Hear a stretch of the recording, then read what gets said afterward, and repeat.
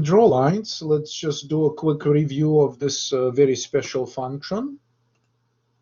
Of course, when our program executes, we have another class which is part of our application. It's the window class. Right? We call it simple window or whatever, it doesn't matter. We just have this window class which manages the entire graphical user interface window. And so again, this is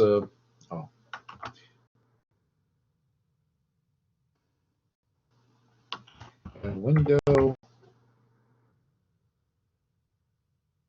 Let's make a very quick drawing of this object, which we create early on.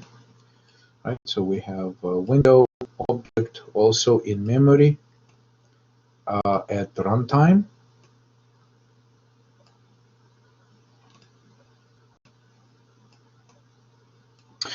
And early on in our main function, what we do first is the text rectangle asking the window to attach this rectangle to the window. Right. So first, what happens that we say attach.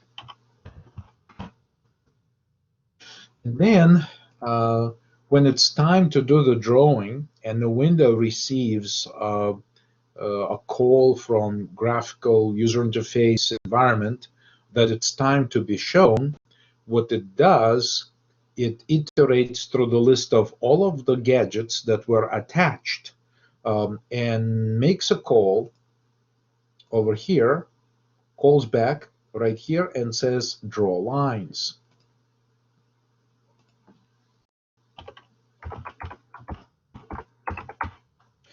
So this is what this is a function call, of course.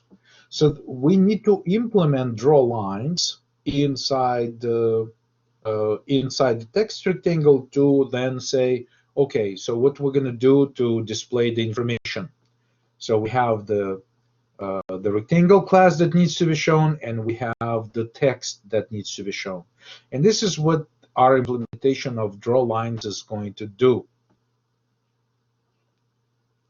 Right, so we'll just take the same approach. We'll copy this implementation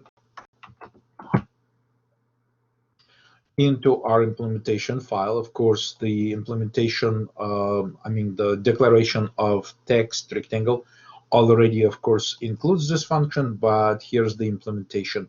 I prefer to keep constructors at the top of my implementation files. The rest of it is just really arbitrary order, whatever is really the historical order of implementation. So just copy and paste this function close to the top of the file.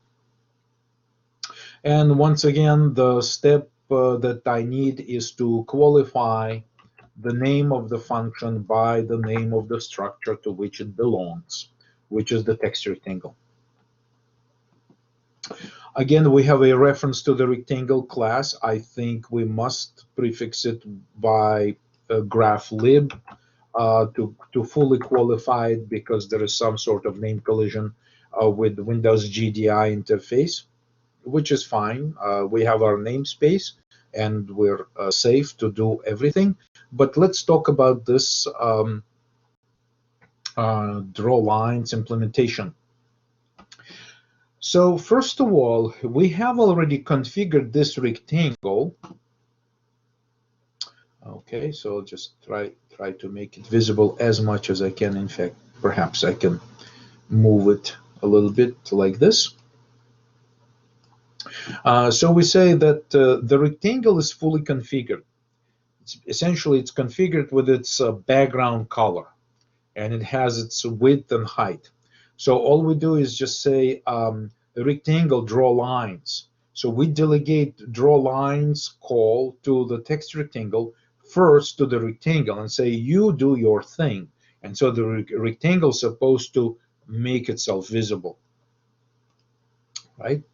So the next thing that we do is then we say that let's take care of the text label, make it visible.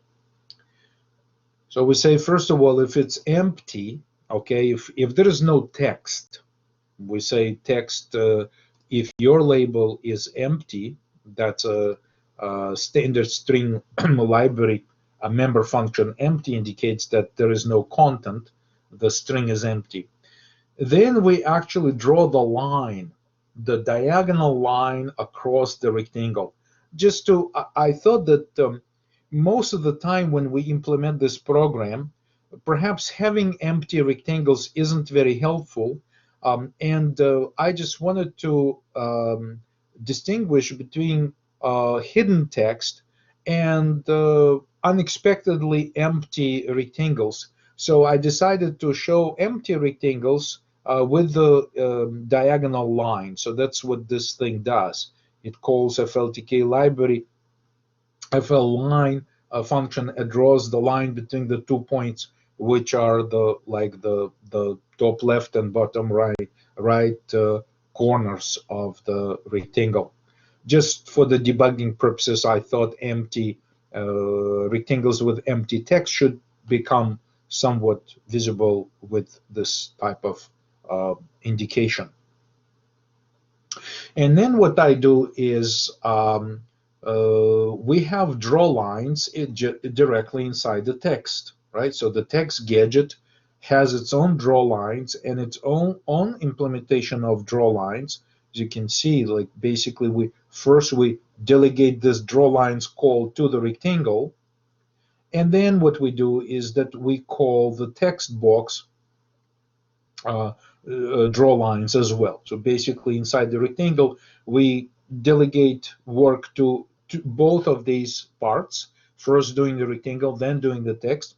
But then also we manipulate the color. Basically, we say, what is the old color?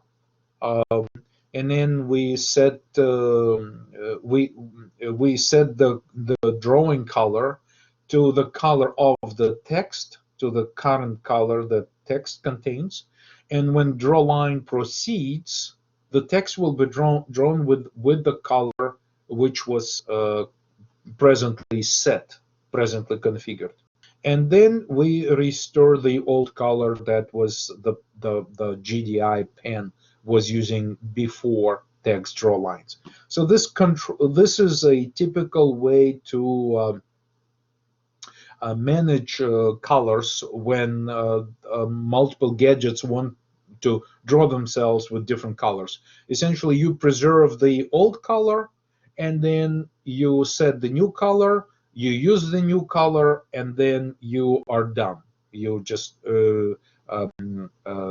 restoring the original color. So that's the typical kind of uh, procedure right here. So anyway, so this is what this draw lines does, and let's save that.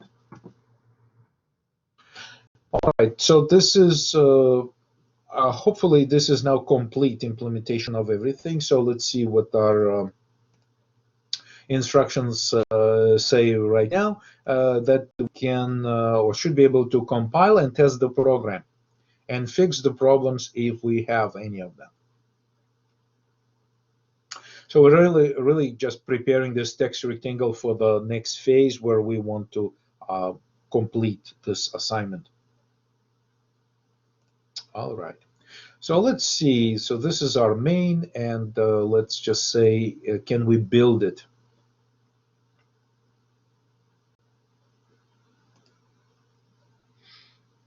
All right. So let's just try building it. I'm just checking the type of the project as debug Win32 build. All right. So I'll just say build.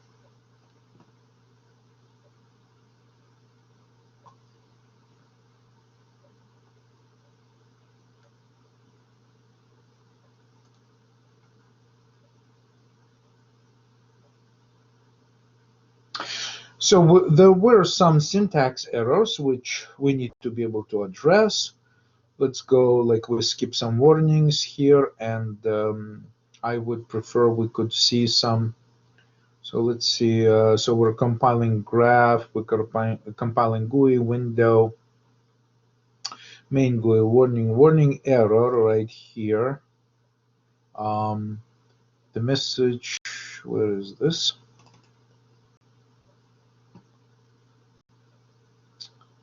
Yeah, there is a bit of a syntax error. The missing semicolon right here, and that came directly from the handout.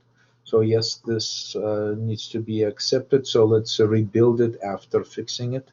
So just a very typical error of forgetting a semicolon somewhere. What else? Let's see. So we're getting some errors. Yeah, text rectangle. It's not a class or namespace name. Okay, let's fix this.